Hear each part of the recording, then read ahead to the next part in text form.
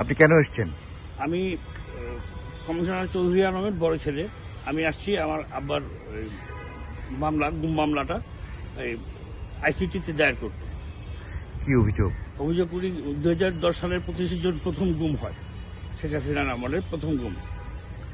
কার কার বিরুদ্ধে অভিযোগ দিয়েছেন? অভিযোগ দিচ্ছি আমরা একদম সর্বোচ্চ পর্যায়ে শেখ হাসিনা থেকে শুরু করে মোহাম্মদুল হোসেন চৌধুরী মায়া থেকে শুরু করে যারা যারা আছেন লোকাল পলিটিক্স যারা করছেন, তার সাথে আওয়ামী লীগের যারা আছেন। জীবনের সব আয়োজন এখানে একসাথে। তাদের বিরুদ্ধে মামলা দিচ্ছেন। জিয়াউল হাসান আছে, তারপর আপনার এই খান আখতারুজ্জামান আছে, বেশ অনেকেই আছে, আপনারা জানতে পারবেন। কি চান আপনি? আমি সুবিচার চাই এক কথায়।